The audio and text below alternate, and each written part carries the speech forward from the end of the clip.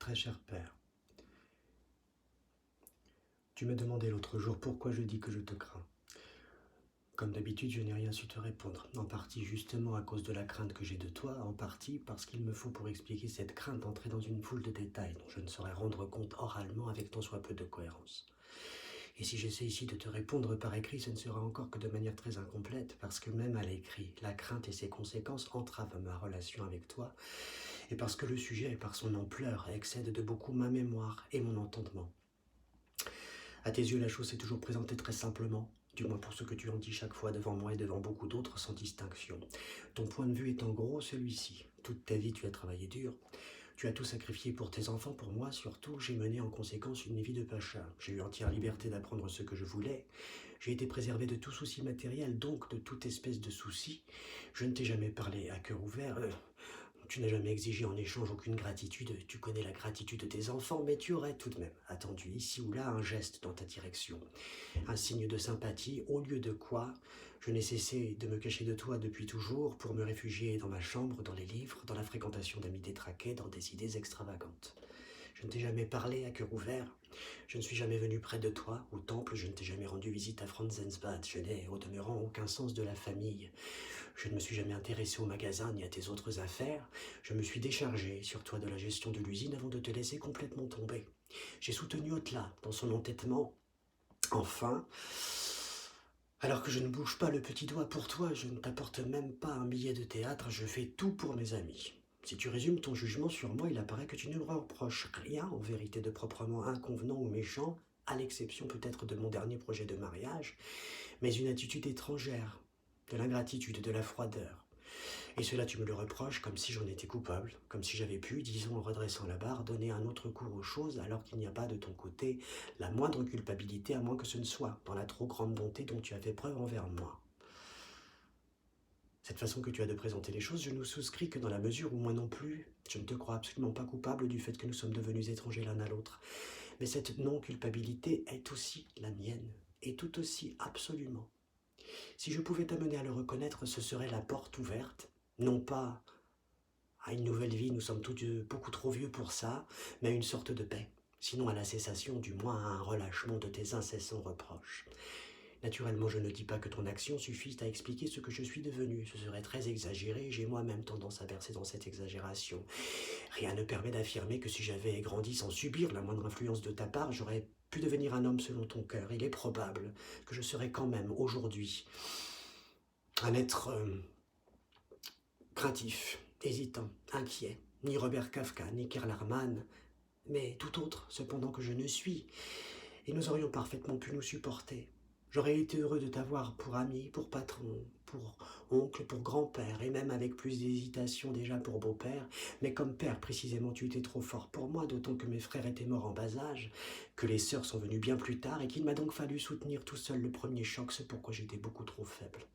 Compare-nous tous les deux, moi pour faire très court, un Lovi, avec un certain fond Kafka qui justement n'est pas stimulé par cette volonté qui porte les Kafka vers la vie, les affaires, la conquête, mais par un aiguillon Lovi, plus secret, plus farouche, qui agit dans une direction différente et souvent n'agit plus du tout. Toi en revanche, un vrai Kafka, par la force, la santé, l'appétit, la puissance vocale, l'éloquence, le contentement de soi, la hauteur en toute chose, la persévérance, la présence d'esprit, la connaissance des hommes, une certaine largeur de vue avec naturellement tous les défauts et les faiblesses qui sont le revers de ces qualités et dans lesquelles te précipite ton tempérament et tes brusques colères. Kafka, tu ne l'es peut-être pas tout à fait dans ta manière générale de voir, pour autant que je puisse te comparer à mes oncles Ludwig, Philippe, Henrik. C'est curieux, là non plus, je ne vois pas très clair. Ce qui est sûr, c'est qu'ils étaient tous plus gais, plus alertes, plus sociables, moins sévères que toi.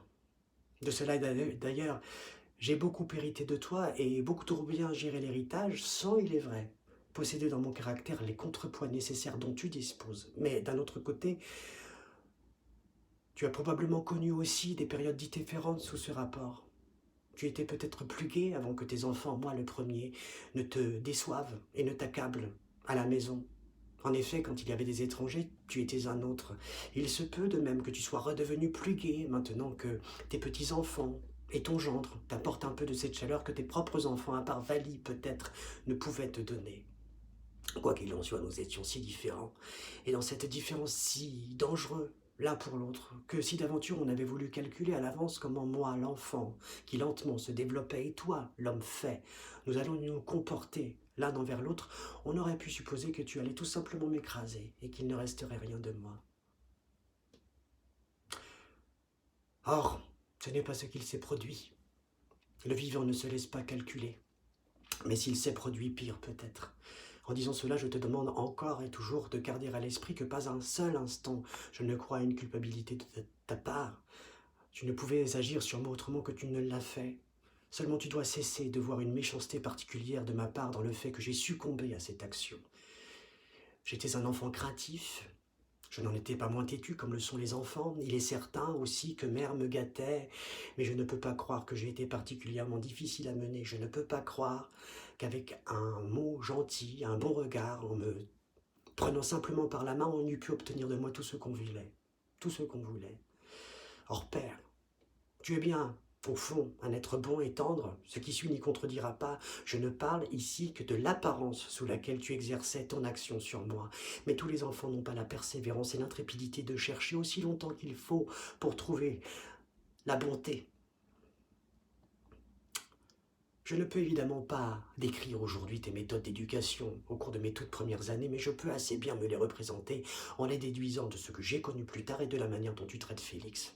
À quoi s'ajoute cette circonstance aggravante que tu étais plus jeune à l'époque, donc plus vif, plus emporté, plus spontané, encore moins soucieux des autres qu'aujourd'hui, totalement pris en outre par le magasin. C'est à peine si tu pouvais te montrer à moi une fois par jour et tu me faisais alors une impression d'autant plus profonde qui ne risquait guère de se muer en une plate habitude. De mes premières années, je n'ai le souvenir direct que d'un incident. Tu t'en souviens peut-être aussi. C'était une nuit, je n'arrêtais pas de geindre pour avoir de l'eau, non pas à coup sûr parce que j'avais soif, mais à la fois pour embêter le monde et pour me distraire. Comme les menaces pourtant sévères et répétées n'y faisaient rien, tu finis par me sortir du lit et tu me portas jusqu'à la véranda, où tu me laissas seul un moment, debout en chemise devant la porte fermée. Je ne veux pas dire que ce fut une erreur. Peut-être n'y avait-il vraiment pas d'autre moyen à l'époque de dormir en paix. Je veux simplement, en évoquant ce fait, caractériser tes méthodes d'éducation et l'action qu'elles ont exercée sur moi. La leçon, sans doute, me rendit plus docile, mais intérieurement elle me porta préjudice. Telle est ma nature que je n'ai jamais pu établir le lien exact entre le fait, pour moi absolument normal, de demander de l'eau sans avoir soif, et celui particulièrement horrible d'être porté dehors. Des années après, j'étais encore torturé à la pensée que ce géant, mon père, la dernière instance, était capable, presque sans raison, de venir la nuit me sortir du lit pour me porter jusqu'à la véranda, et que j'étais donc un tel rien pour lui. Ce n'était alors qu'un petit début, mais ce sentiment de nullité qui si souvent me domine et qui peut être à certains égards un sentiment noble et fécond, tient pour beaucoup à ton influence. J'aurais eu besoin qu'on m'encourage un peu, qu'on me témoigne un peu de gentillesse, qu'on dégage un peu le chemin devant moi, au lieu de quoi tu me le barrais, dans l'intention certes louable de m'en faire prendre un autre, mais pour lequel je n'étais pas fait. Tu me félicitais par exemple quand je marchais au pas et saluais comme il faut, mais je n'étais pas un futur soldat. Tu me félicitais de même quand je me forçais à manger beaucoup, qui plus est en buvant de la bière, ou bien quand j'étais capable de reprendre des chansons que je ne comprenais pas, ou de répéter comme un perroquet tes expressions favorites. Mais rien de tout cela n'appartenait à mon avenir, et il est significatif qu'aujourd'hui encore, tu ne m'encourages vraiment que lorsque toi-même tu es mis en cause, quand il y va de ton amour-propre, soit que je l'ai blessé avec mon projet de mariage par exemple, soit qu'il ait été blessé à travers moi par exemple, quand Peppa m'insulte, alors oui, tu m'encourages, tu me rappelles à ma valeur, tu m'énumères les parties auxquelles je serais en droit de prétendre et tu condamnes totalement Peppa. Mais outre le fait que j'ai atteint un âge où l'on n'est guère plus sensible aux encouragements, à quoi pourrait-il me servir s'il ne s'exprime que lorsque je ne suis pas au premier chef concerné? C'est autrefois que j'aurais eu besoin d'être encouragé. Et en toutes circonstances. J'étais déjà écrasé par ta simple apparence physique. Je me souviens, par exemple, de ces jours à l'école de natation où nous nous déshabillions ensemble dans une cabine. Moi, maigre, faible, le corps étroit, toi, grand, fort, large. Dans la cabine, déjà, je me faisais un effet lamentable, non seulement face à toi, mais face au reste du monde, car tu étais, pour moi, la mesure de toute chose. Là où je me sentais le mieux, c'était encore quand tu te déshabillais, parfois le premier, que je pouvais rester seul dans la cabine, repoussant l'apparition, la honte de mon apparition publique.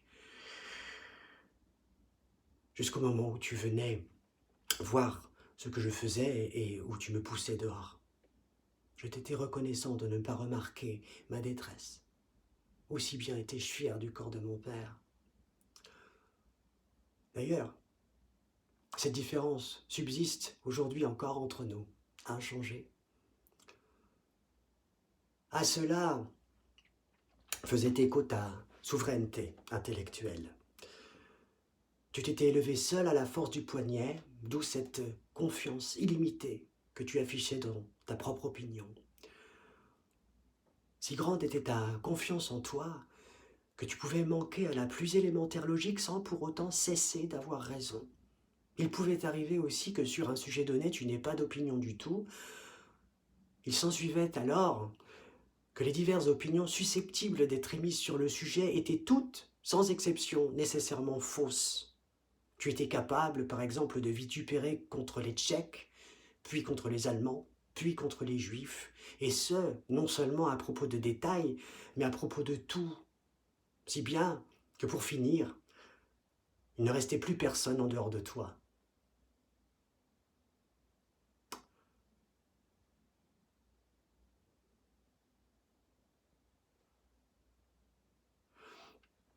À mes yeux, tu acquis cette dimension énigmatique qu'ont tous les tyrans, dont la raison